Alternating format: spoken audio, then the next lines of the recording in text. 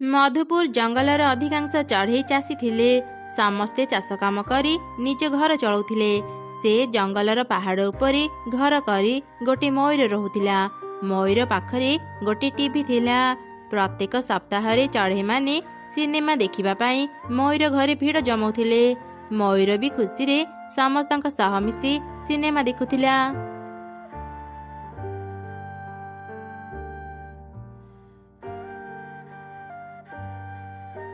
अरे बाह चढ़ी, ए वर्ष तो भेंडी चाष खूब भल हेची। तोर ए वर्ष भल टंका रोजगार हेबा। हाँ मिट्टू भौणी, ए सबु भगवान का कृपा। मु केबे भाबी नथिली ए वर्ष एते भल भेंडी चाष हेबा। अच्छा चढ़ी, तो भेंडी तोड़ा सरिला कि नहीं? आज रविवार आमे मयूर भौणी को घर को सिनेमा देखिबा को जिबा। तोर ए कथा मने अछि ता? हाँ हाँ मिट्टू भौणी, मोर मने अच्छी। मु बाजार रे सब भेंडी बिक्री कर सारे। संध्या बेले ठीक समय रे मयूर भौणी का घरे पहुंची जीबी। ठीक अछि चढ़ी, आमे तते अपेक्षा करिबो। मु जेते बेले मयूर भौणी का घर को जीबी त झिया को भी संगरे नै जीबी। एमिति कही मिट्टू सेठारु चली गला। चढ़ी भेंडी नहीं बाजार को गला। भेंडी बिक्री करी सारु सारु अनेक डेरी ही गला। माँ चढ़ी शीघ्र शीघ्र मयूर घर को गला। अरे चढ़ी, तू केते डेरी करी देलु? तू आसु आसु सिनेमा सरी गला।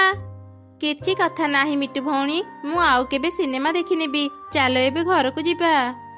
एमिति कथा हेई सबु चढ़ई निज निज घर को गले। किछि दिन बीती गला। दिने दुई काउ टीवी देखिबा पाई शीघ्र मयूर घर को गले। सेते बेले सेमाने देखिले मयूर टीवी रे न्यूज देखुची।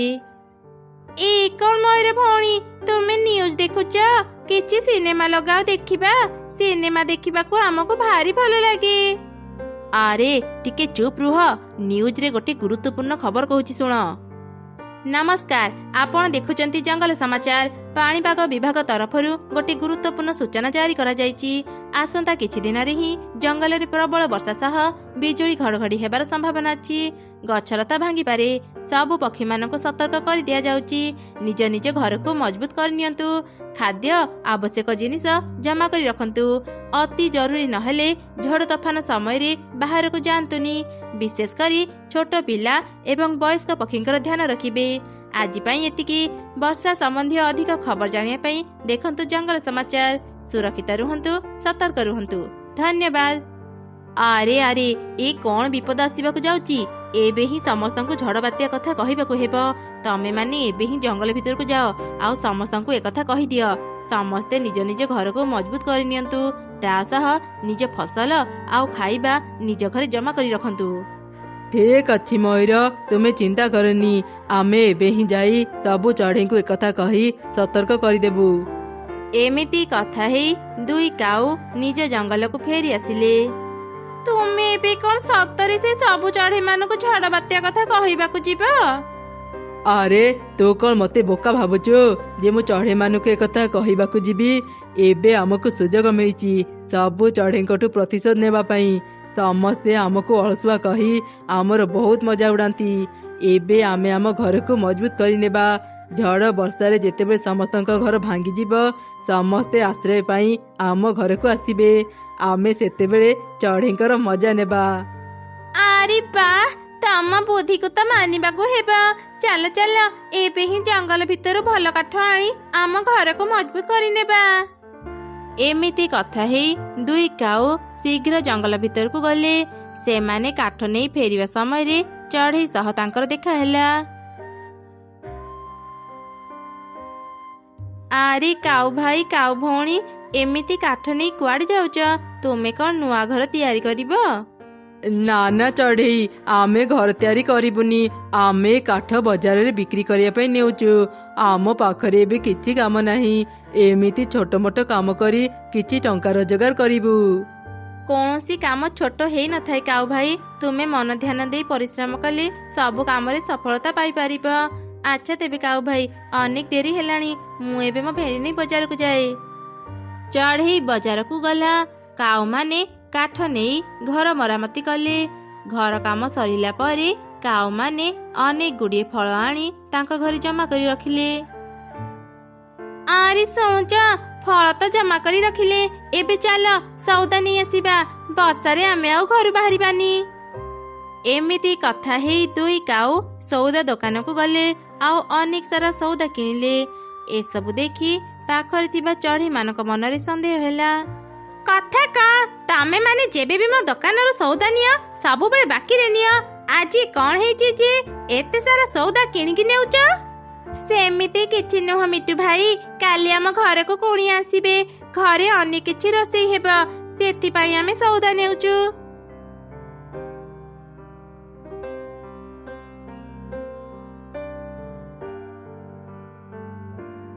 ଆରେ ବାଦଲ ରାଣୀ, ଆଜି ଏତେ ସକାଳୁ ସକାଳୁ ମୋ ଘରକୁ ଆସିଲ ଯେ? ମୟୂର, ଆଉ ଅଳ୍ପ କିଛି ଘଣ୍ଟାରେ ବର୍ଷା ଆରମ୍ଭ ହେଇଯିବ, ଅନେକ ଦିନ ଧରି ଲଗାତାର ବର୍ଷା ହେବ। ତୁ ଚଢ଼େଇ ମାନଙ୍କୁ ଶୀଘ୍ର ଏକଥା କହିଦେ, ସମସ୍ତେ ନିଜ ନିଜ ଜରୁରୀ କାମ ସାରି ନିଅନ୍ତୁ, ମୁଁ ଚାହେଁନି ଚଢ଼େଇ ମାନଙ୍କର କିଛି କ୍ଷତି ହେଉ। ଚିନ୍ତା କରନି ବାଦଲ ରାଣୀ, ମୁଁ ସବୁ ଚଢ଼େଇଙ୍କୁ ଆଗୁଆ ଝଡ଼ ବାତ୍ୟା ପାଇଁ ସତର୍କ କରିଦେଇଛି। ଯା ହେଉ ମୟୂର, ତ କଥା ଶୁଣି ମତେ ଏବେ ଶାନ୍ତି ମିଳିଲା, ଏବେ ଆମେ ସବୁ ବାଦଲ ନିଶ୍ଚିନ୍ତରେ ବର୍ଷା କରିପାରିବୁ। ମୁଁ ଏବେ ଯାଉଛି। ସବୁ ଚଢ଼େଇ ନିଜ ନିଜ କାମରେ ବ୍ୟସ୍ତ ଥିଲେ। ଅଳ୍ପ କିଛି ଘଣ୍ଟାରେ ପ୍ରବଳ ବର୍ଷା ଆରମ୍ଭ ହେଇଗଲା। ବର୍ଷାକୁ ଦେଖି ଚଢ଼େଇ ମାନେ ଚିନ୍ତାରେ ପଡ଼ିଗଲେ। ଆରେ ଆରେ, ଅଚାନକ ଏମିତି ବର୍ଷା ଆରମ୍ଭ କାହିଁକି ହେଲା? ଆମ ଘର କେତେ ପୁରୁଣା ଆଉ ଭଙ୍ଗା, ଯଦି ଏଇ ସମୟରେ ଘର ଭାଙ୍ଗିଯାଏ ଆମେ କୋଉଠି ରହିବା? ହଠାତ୍ ଏମିତି ବର୍ଷା ଆସିବ କିଏ ଜାଣିଥିଲା? ବର୍ଷା ଯଦି ଏମିତି ଲାଗି ରୁହେ ଆମର ସବୁ ଫସଲ ନଷ୍ଟ ହେଇଯିବ। ସବୁ ଚଢ଼େଇ ମନ ଦୁଃଖରେ ଥିଲେ। ବର୍ଷା 4-5 ଦିନ ଲାଗି ରହିଲା। ଜୋର ଜୋରେ ପବନ ବହୁଥିଲା। ସବୁ ଚଢ଼େଇଙ୍କ ଘର ସେ ବର୍ଷାରେ ଭାଙ୍ଗିଗଲା, କେବଳ କାଉ ମାନଙ୍କ ଘର ଭାଙ୍ଗି ନଥିଲା।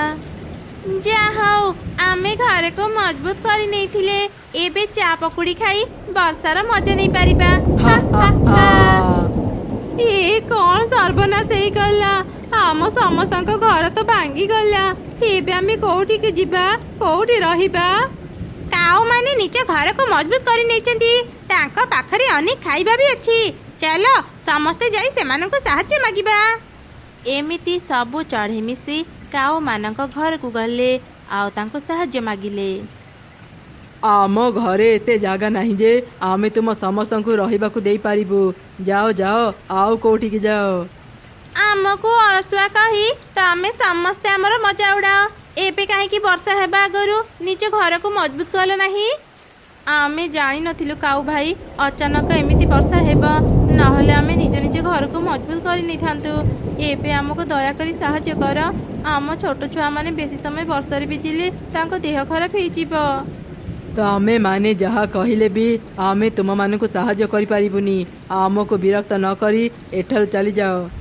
ଦୁଇ କାଉ କାହାକୁ ବି ସାହାଯ୍ୟ କଲେ ନାହିଁ, ସେମାନେ କବାଟ ବନ୍ଦ କରିଦେଲେ। ଏବେ କଣ କରିବା?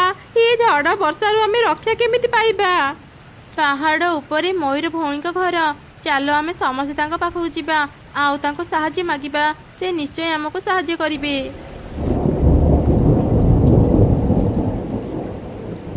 ଏ କଣ, ତମ ସମସ୍ତଙ୍କର ଏମିତି ଅବସ୍ଥା କେମିତି ହେଲା? ଝଡ଼ ବାତ୍ୟା ଆସିବ କଥା ମୁଁ ଆଗରୁ କାଉମାନଙ୍କୁ କହିଦେଇଥିଲି, ସେମାନେ କହିଥିଲେ ସମସ୍ତଙ୍କୁ ଏକଥା ଜଣେଇଦେବେ। କଣ କହୁଛ ମୟୂର ଭଉଣୀ, ତୁମେ ଝଡ଼ ବର୍ଷା କଥା ଆଗରୁ କାଉମାନଙ୍କୁ କହିଥିଲ, ହେଲେ ସେମାନେ ତ ଆମକୁ କିଛି ବି କହିନାହାନ୍ତି, ଓଲଟା ନିଜ ଘରକୁ ମଜବୁତ କରୁଥିଲେ। ଚଢ଼େଇ ମୟୂରକୁ କାଉମାନଙ୍କର ସବୁ କଥା କହିଲା।